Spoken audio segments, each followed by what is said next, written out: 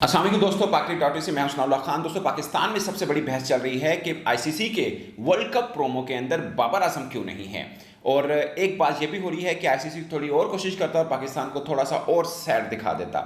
ये बात क्यों हो रही है? और 2019 में भी आईसीसी के एक प्रोमो पर पाकिस्तान क्रिकेट बोर्ड ने प्रोटेस्ट किया था और आईसीसी को वो प्रोमो हटाना या तब्दील करना पड़ा था। वो क्या हुआ था?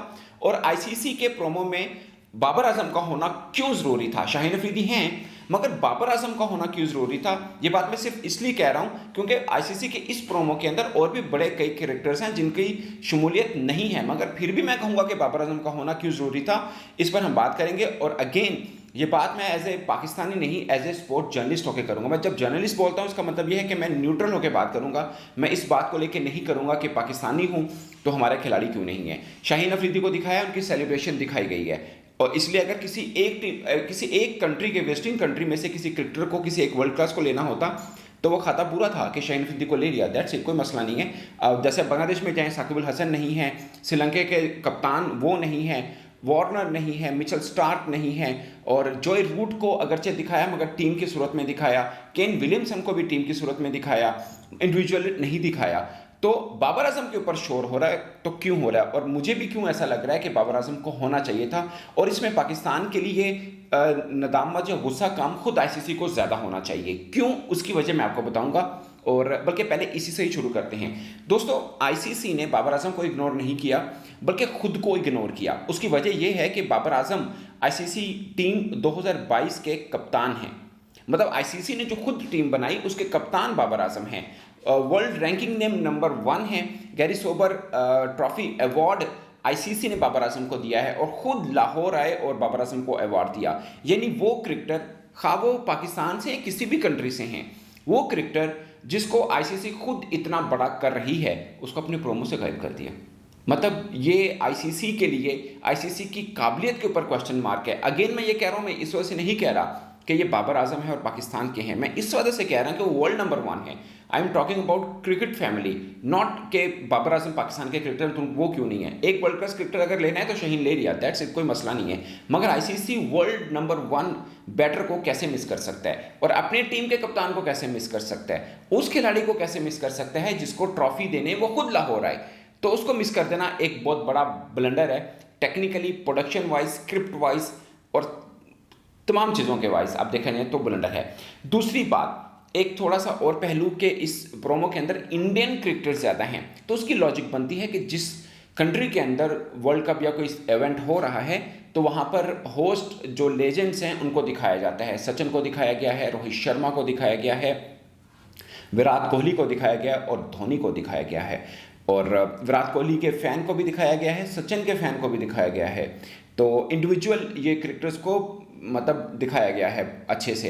पाकिस्तानी क्रिकेटर्स किस किस को दिखाया? मैंने फ्रेम बाय फ्रेम वो प्रोमो देखा। अगरचे सबको नज़र आ रहा है कि शाहीन अफरीदी सिर्फ इसमें हैं, बाकी भी पाकिस्तानी क्रिकेटर्स हैं, मगर उनको हेड डाउन दिखाया गया है। हेड डाउन मीन के या तो उनको छक्का पड़ रहा है या वो बिल्कुल सैड हुए हैं कि यार बस हार गए, मतलब वो वाली कैफियत में। सेलिब्रेशन में सिर्फ शाहीन को दिखाया, वहाब रियाज को दिखाया कि वो सैड हैं। शादाब खान को 2 बार कुछ फ्रेम्स दिखाए। दोस्तों, 1 सेकंड के अंदर, मैं थोड़े प्रोडक्शन वाइज बता रहा हूँ कि 1 सेकंड के अंदर 25 फ्रेम होते हैं। अमूमन 30 भी होते हैं, ज़्यादा भी होते हैं, मगर इस तरह के में 25 होते हैं। तो 25 फ्रेम्स के अंदर आप समझ लें कि शादाब खान को 10 फ्रेम दिखाया, यानी 1 सेकंड का हाफ हिस्सा, वो भी उनको छक्का पड़ रहा है। 2 जगहों पे दिखाया, दोनों पे उनको छक्का ही पड़ रहा है। एक जगह पे रोहित शर्मा मार रहे हैं, एक जगह बटलर मार रहे हैं उनको।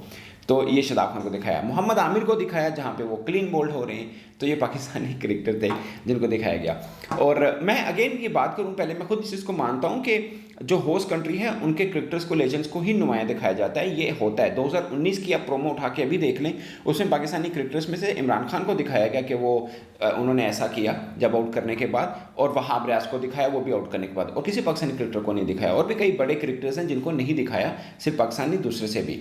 It make sense. और इंग्लैंड के क्रिकेटर्स को दिखाया गया क्योंकि वहाँ पे होना था। तो ये बात समझ में आती है। मगर बाबर आजम की वजह सिर्फ मैं ये कह रहा हूँ कि खुद आईसीसी मानता है कि वो वर्ल्ड नंबर 1 है, तो वर्ल्ड नंबर 1 को प्रोमो से हटाना, does it make any sense? Of course not. तो ये बात है। अब दोस्तों, मैंने आपको पहले बताया कि 2019 में एक शोर मचा आईसीसी के अच्छा मैं पहले एक और चीज़ बता दूं कि ये प्रोमो बनता कैसे है एक्चुअली। ये होता है कि आईसीसी जो है वो मतलब स्क्रिप्ट को पहले अप्रूव करता है, उसकी प्रोडक्शन होती है, उसको रिव्यू करता है, चेंजेस सजेस्ट करता है, फिर फाइनल होता है, उसके बाद ही आईसीसी उसको पोस्ट करता है। तो ये आईसीसी का ये एक तरीकाकार है, यानी आईसीसी की each and everything is approved by international cricket council. तय होगी बात। तो ये उनकी अप्रूवल है। इसमें मैं ये नहीं कह रहा कि जानबूझ के बाबर आजम को मिस किया गया। मुझे नहीं लगता कि कहीं से इस तरह से एंगल होगा, मगर उनकी गलती है, ये ब्लंडर है उनकी तरफ से कि बाबर आजम को उन्होंने मिस कर दिया।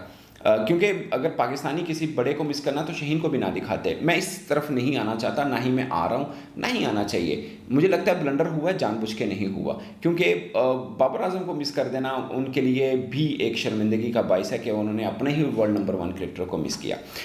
अब मैं बात करता हूँ 2019 में क्या हुआ।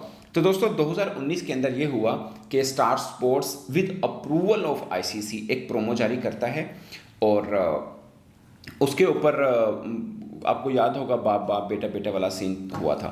उसके ऊपर पाकिस्तान क्रिकेट बोर्ड ने प्रोटेस्ट आईसीसी से किया, बीसीसीआई से भी किया। उसके बाद उस प्रोमो को चेंज किया गया। तो ये पाकिस्तान के प्रोटेस्ट के बाद ऐसा हुआ और ये ऑन रैकेट है। मगर इसमें मुझे नहीं लगता कि कहीं से प्रोटेस्ट वाला एंगल बनना चाहिए या बनेगा या पाकिस्तान क्रिकेट बोर्ड करेगा, क्योंकि इस प्रोटेस्ट बनता है जब कोई इंसल्टिंग हो चीज़।